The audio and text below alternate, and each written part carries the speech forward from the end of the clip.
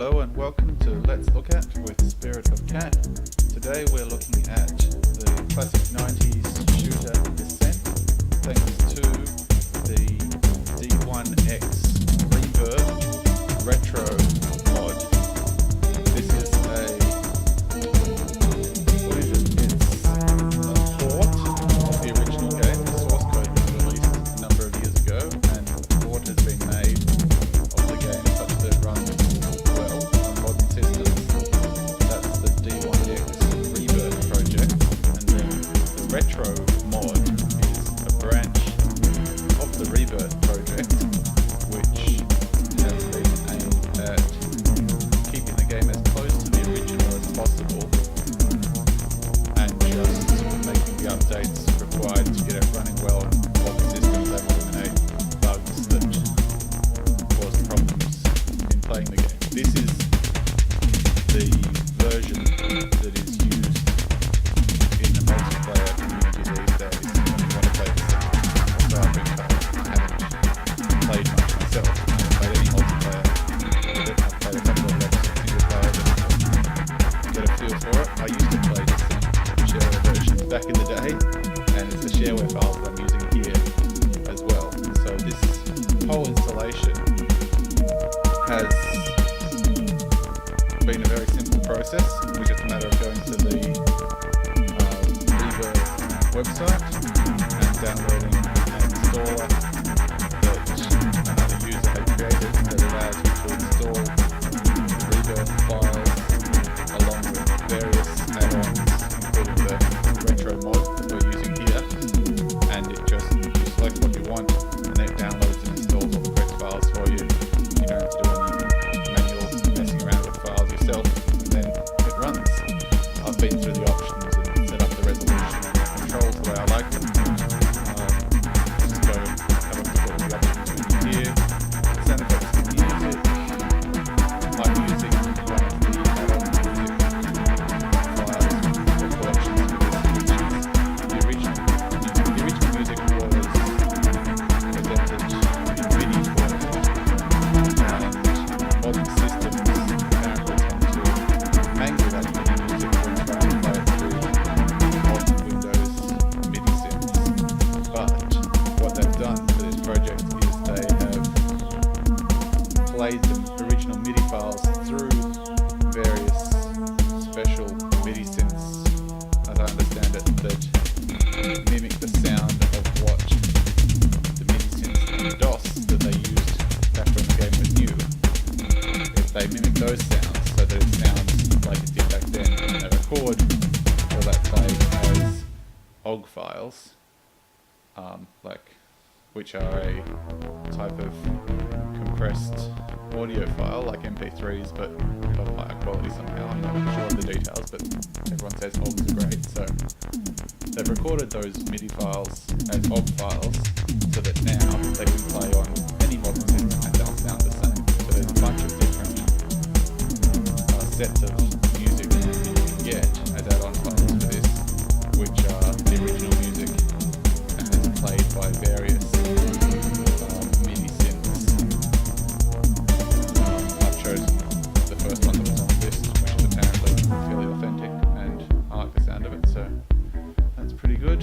In terms of options here, we have FX volume and music volume in separate sliders, you can reverse the stereo, various music type options here, and then more options as we go down for how you want the music played. You can specify individual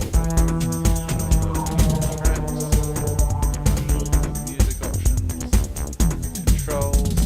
There's a lot of options here. I've got the use mouse and use joystick turned on because first I was looking to go with the mouse and keyboard. I had to set it up into these sort of standard WSAD and mouse first-person shooter type of controls, which worked fairly well for me, but I found that there's a limit on how fast the game will let you look up and down, and it was kind of jarring to me. I was looking left and right a lot quicker than I could look up and down, and it kind of made it awkward to play. So in the end, I ended up setting up the joystick controls so that I could use my 360 controls. And what I've got for that is I'm using left stick basically, 360 controller, shooter setup. Left stick moves me forward, left, right. Right stick lets me look up, down, left, right. And then I've got banking controls on the triggers, so I can rotate my ship. I'll bank it left and right with those. I've got movement up and down on A and B respectively, so I'm jumping and crouching in first person shooting game. I've got primary and secondary fire on the shoulder buttons. I would have liked to have had the up and down, sliding up and down on perhaps those shoulder buttons instead, but really I need to be able to shoot more than I can be able to up and down, so given the limited number of button axes that I have on 360, that's the way I chose to go. What else have I got? I've got switch weapon, primary and secondary on left and right on the D-pad, and down on the D-pad for rear view. There. Back button on that.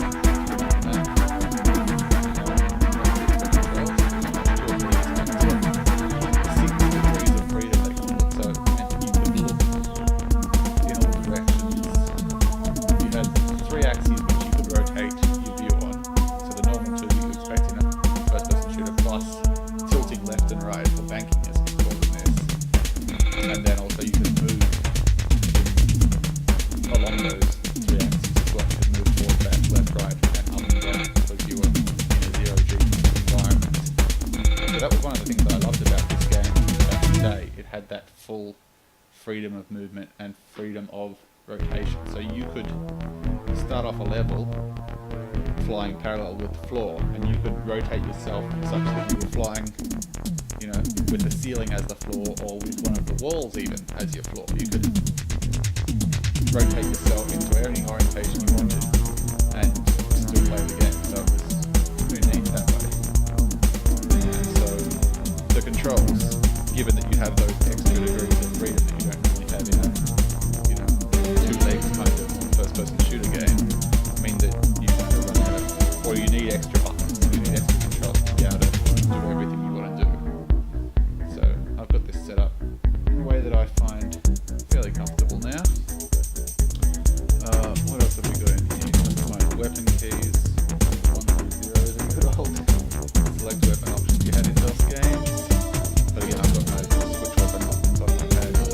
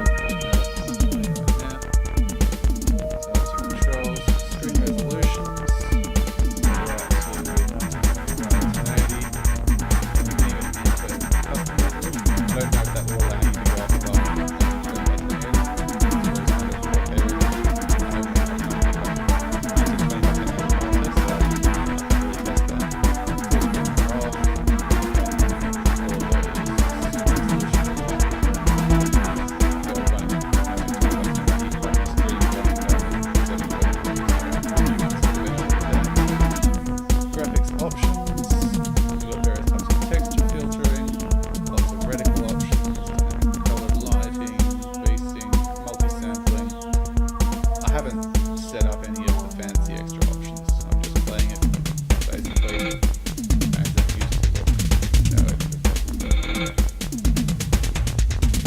There's no FOV slider, and as a long time watcher of Total Biscuit videos, that's always on my mind when I'm looking at an options menu. No FOV slider. Might give me motion sickness. I find that it's alright. Doesn't really bother me. What else we got? Miscellaneous options. Ship auto leveling. That was the one that I came in and turned off straight away. That's an option that, as far as I understand, it means that if you're near to flying parallel with a flat surface, it'll rotate your ship a bit such that you are parallel to that surface. I find it annoying because it just, it makes my ship move when I'm not trying to move my ship. So I prefer to have full control of my ship and I'll fly wonky if I want to. That's my problem. All these other things, persistent debris, screenshots without the HUD, redundant pickup messages, descent 2 style prox bomb gauge, whatever the deal is with that, free flight controls in automatic, not these I turned on. So the controls in the map were kind of weird. You could sort of rotate around where you were, that was fine. But a couple of the other controls, sliding left to right or something, made it move in strange ways and get the map all out of whack and be able to make it really good. Using free flight controls in automatic basically means that you get to fly the camera around in the map screen, same as you fly your ship around in the main game, which is much more intuitive for me, so that's what I stick with. Various auto controls, I haven't messed with them, just have to see, and various things. So a pretty comprehensive options menu there. Lots of stuff to mess with if you don't like the way it's going. Now I've played the first 2 levels. I'm going to just jump straight in to the 3rd level and show you how it goes. Maybe release some nostalgia for those of you like me who played it back in the day, or for the younger audience. This is a look at one of the first full freedom of movement 3D shooting games that came out on the PC. So new game or road game? Level 3, that's where I was up to. Alright, here we are. We've got this big hulking cockpit taking up half the screen, which may well have been one of those gimmicks like the big weapon models we see in modern first-person shooters on consoles. Reduce the rendering, 3D rendering area so as to increase the there is actually a button F3, I think, which you can press to change between the various views. I like it on the cockpit view because it feels authentic. You can see that you're actually in the spaceship, which is cool. So off we go. Now the pitching up and down is really slow, but at least on a joystick it kind of feels like that's alright. I'm kind of used to having a limited rate of turn with the joystick with the mouse. I kind of expect to be able to turn as fast as I can push the mouse. So at least this way it feels alright. Shoot, close the doors.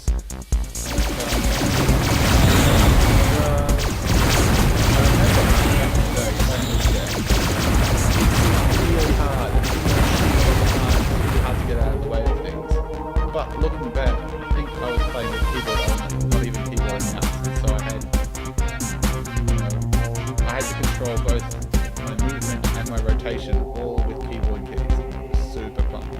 I know back when I used to play Wolfenstein 3D, I played those with the keyboard, and that was, you didn't even strafe back then. You just move forward and back and turn left and right. It was so clunky. And going back and playing those kind of games these days with full mouse support and full strafing and user experience with first-person shooters, circle strafing and all that kind of thing, you can see in the AI of the enemies in these games, these old games, they're expecting you to be playing, move and turn, none of the old circle strafe, keep things in your sights while dodging. So I tend to do alright with this very often because mobile than I was back in the day. It makes it a lot easier than it used to be.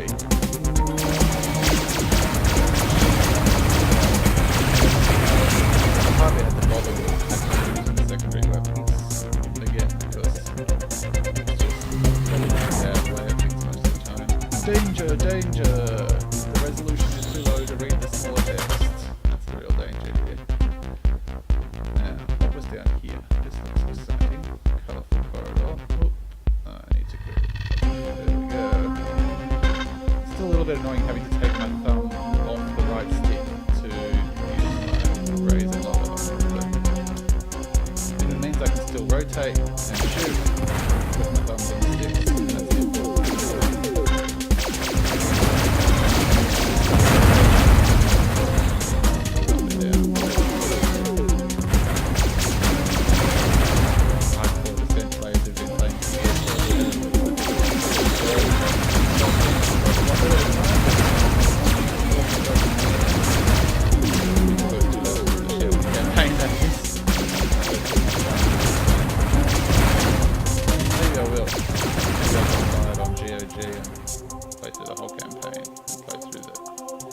Expansion packs that are available for it as well, but back in the day I had the shareware version and I don't think I ever completed it, so that'd be the first mark.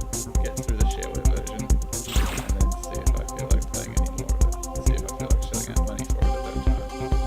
Wow, that's dark over there. Okay, let's stop and have a look at the map. We haven't seen the map. Get the map. Okay. So, this is the map. It's fully 3D, which is pretty nifty. I mean, this game broke so much ground back in the day compared to some of the other games there were. You know, even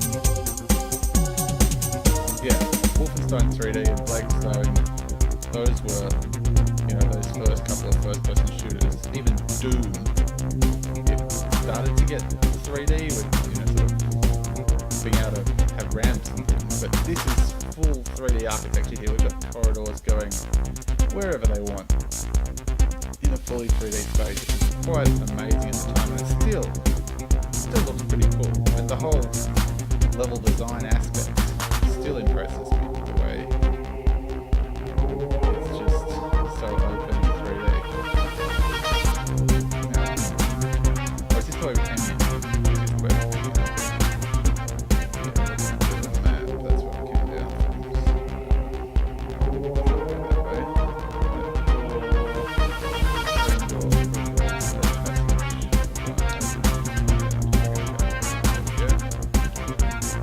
So, here.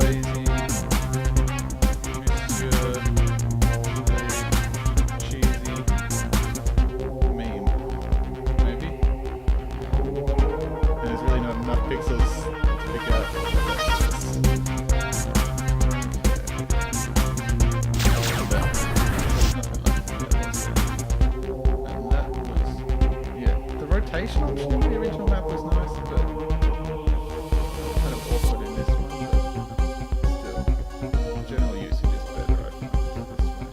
Okay, so this wasn't the way that I was thinking. Oh, there was another package from there at the very start. I've got the blue key now though, so let's go. Let's not go through the blue door yet.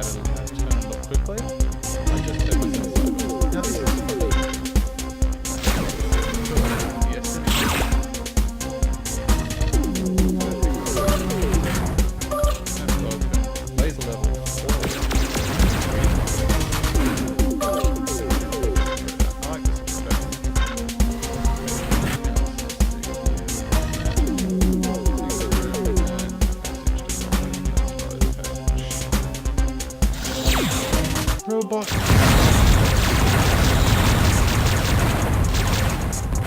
That was a lot of shooting. That was pretty poor aim on my part.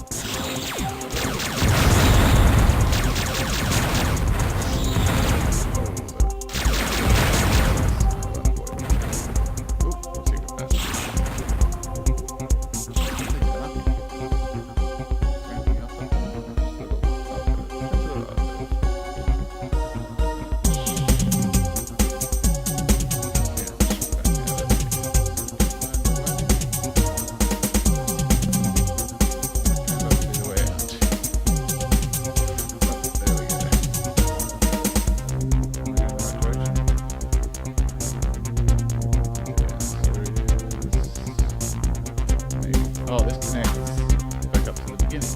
Okay, that's cool. Come back to that. Now the only place we haven't been is through the blue door. So now we can go to the blue door.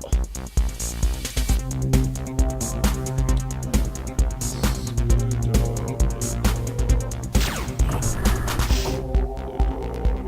here. Danger!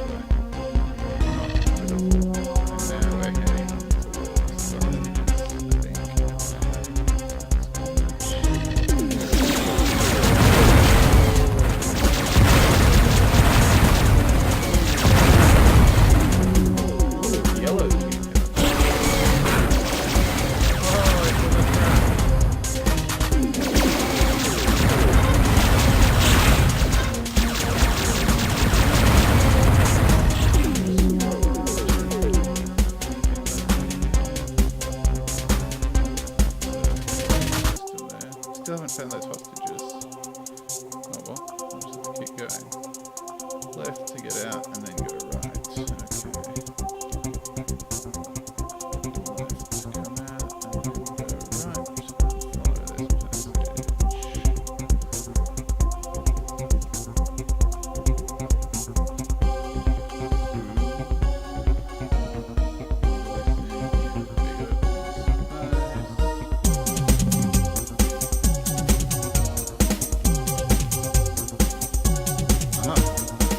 follow this passage.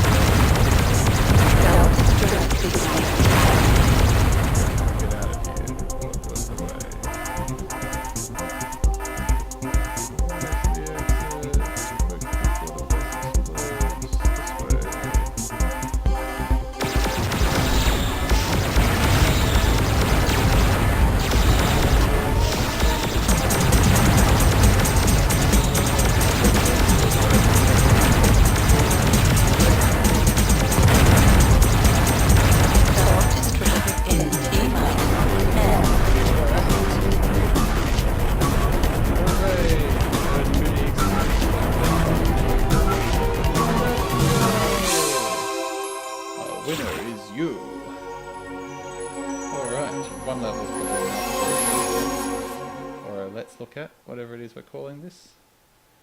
Okay, there we go. I did it. Wasn't that fun? And then what passes for a cutscene? And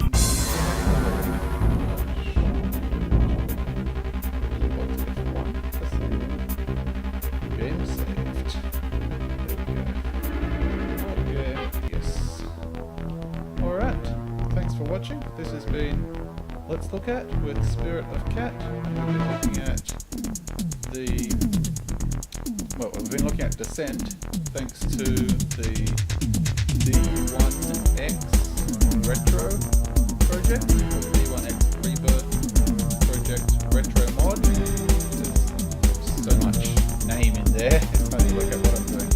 Anyway, thanks for watching. Please comment, subscribe, like, all those usual kind of things on YouTube or Twitch. And I hope you've enjoyed.